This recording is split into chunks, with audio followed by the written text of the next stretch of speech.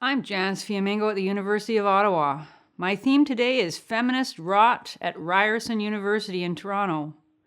I wasn't surprised to learn that after refusing club status to the Ryerson Men's Issues Awareness Society in October 2015, the Ryerson Student Union rejected the club's final appeal in late January of 2016, thus denying the club access to funds and the capacity to rent rooms on campus that official clubs have.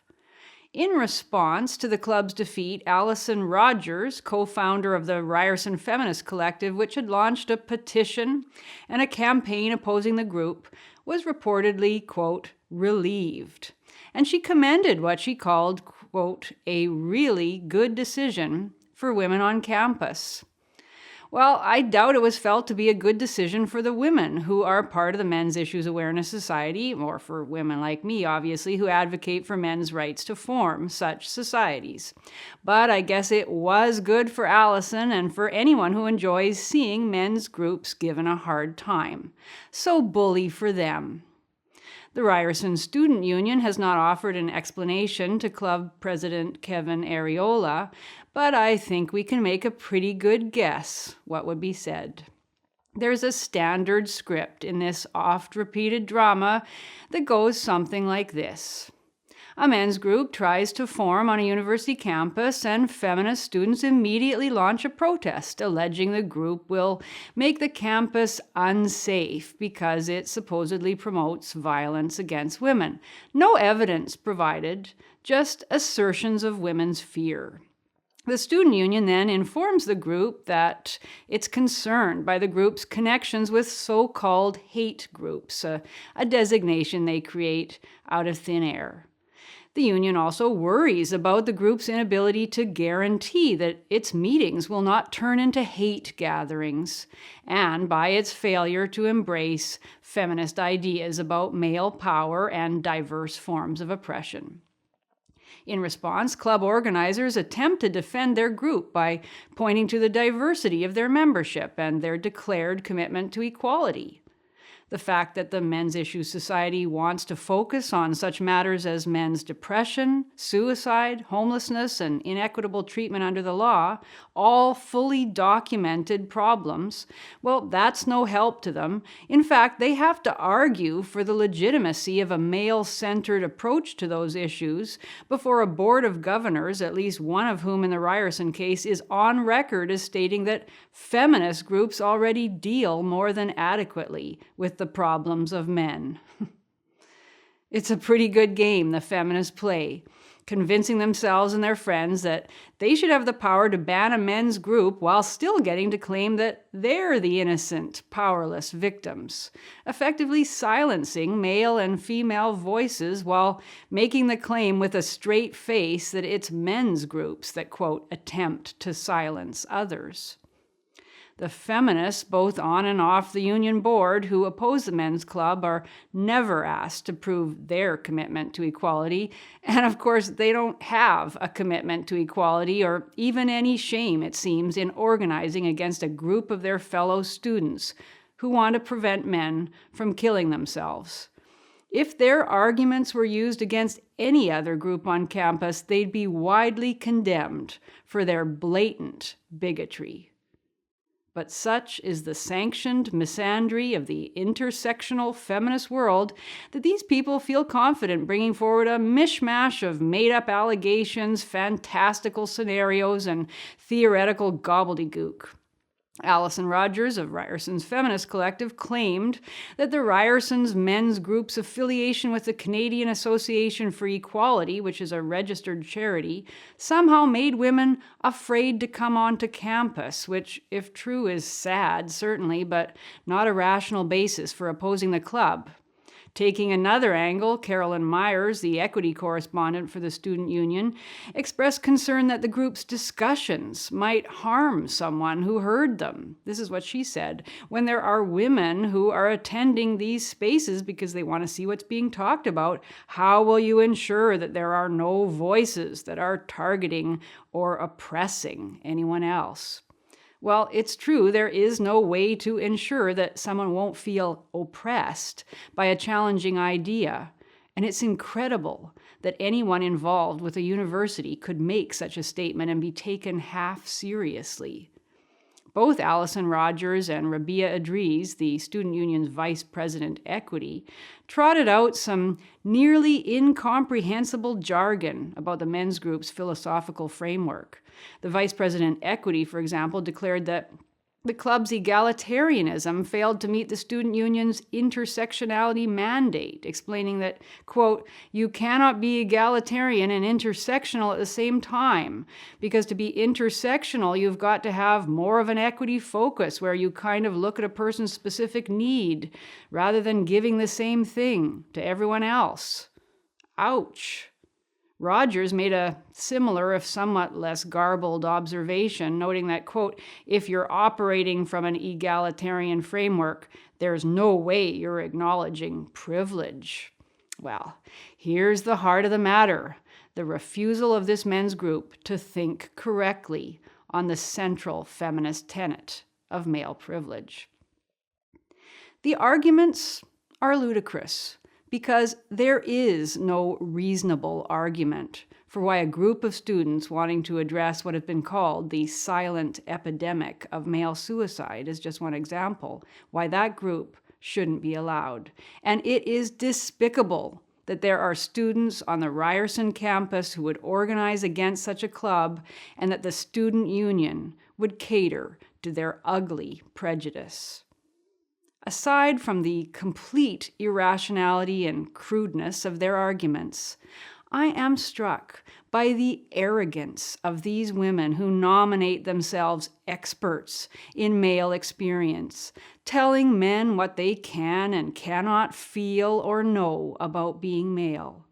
Their various comments about intersectionality and privilege amount to a declaration that men can talk about their lives with other men and women only if they first confess that men have had it way too good for too long, and that as men, they are party to the oppression of women and others. All discussion of their feelings and circumstances has to be conditioned by their guilt. So in other words, if these men want to explore why it is that so many young men in North America feel disliked by their society, feel ashamed for being born male, they can do so only if they first accept that they should feel ashamed because they are eminently dislikable. The Ryerson Feminist Collective has a white ribbon campaign to educate about violence against women, and they graciously extend their concern to men also.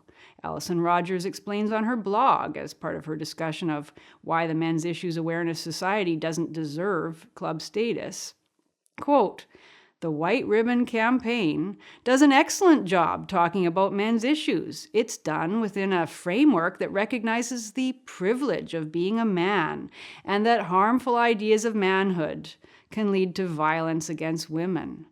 Well, that's nice, isn't it? It's awful to be a man, Rogers admits, because, let's face it, men are awful. The feminists make an implicit promise to men. If you give up everything, your rights to freedom of association and expression, supposedly guaranteed in the Canadian Charter, your right to equality before the law and due process, but especially your right to any shred of dignity or pride in your maleness. And if you concede to the feminists just how disgusting you are as a group and just how superior women are, how much more worthy of love and compassion and understanding, how much more deserving of a voice, if you do all that, they might allow you a little sliver of sympathy. It won't be much, you understand, because their main focus has to be on all the victims you've created and all the damage and suffering you've caused as men. But they'll let you join in solidarity to hate who you are and all you've supposedly done wrong as men. So if you accept all feminist claims, no matter how mythical and self-serving, if you promise never to question a feminist statistic or a rape survivor's story, if you're willing always to acknowledge that your pain is less than that of real victims, and if you grovel before feminists in humble submission, they might give you human status as a feminist ally. You'll never have full rights to speak or to have an independent opinion, of course, and you'll always have to apologize for your maleness. But they'll let you have your club, and if you're really good, they might even stop claiming that your group consists of rape apologists and oppressors. So forget it. It's better to be rejected outright than to constantly have to try to pass their feminist purity tests. In fact, though, things aren't all rosy for feminist activists on campus. On December 1st, 2015, the Ryerson Feminist Collective held a rally to reclaim Ryerson University as a, quote, safe space. Kevin Arriola, the president of the Men's Issues Awareness Society, stopped by to listen to the speakers, and both Rabia Idris and Allison Rogers expressed their discomfort at seeing him there. Idris mentioned in interview that his very presence, note that, his presence alone, made the space, quote, unsafe for some students. He didn't even have to say anything. And Rogers, though not frightened by him as an individual, said she was made to feel, quote, concerned and, quote, unsafe when she saw him in his capacity as organizer of the men's group, I guess. This is the difficulty. When you begin to think about making Ryerson University safe, you have to confront the unsettling fact that Kevin Arriola and others like him, maybe even some less accommodating than Kevin, are still on campus. One or two might even turn up at some of your events or in one of your classes or walk by you in the hall. He or she might be heard to say something anti-feminist, and in that moment there might not be enough feminist muscle around to silence the words before they were spoken. So simply to deny club status to the Men's Issues Awareness Society doesn't guarantee protection for feminist feelings. I'm sure campus feminists are fully aware of this and have discussed the need for further measures. I wonder if they've considered perhaps screening every applicant to Ryerson for non-feminist thoughts. Maybe a lie detector test could be administered to discover failures to recognize male privilege. Even that measure doesn't go quite far enough because a student might come into Ryerson with no incorrect opinions and then develop some through the course of his or her time there, so the screening measures might need to be extended. Perhaps there could be semi-annual tests for ideological orthodoxy. And I suspect that either one of Rabia Idris or Allison Rogers would be more than happy to pioneer and oversee such a system of protective measures. And then there's the outside world, which is even more problematic and threatening, and where a whole raft of similar thought control measures should be implemented.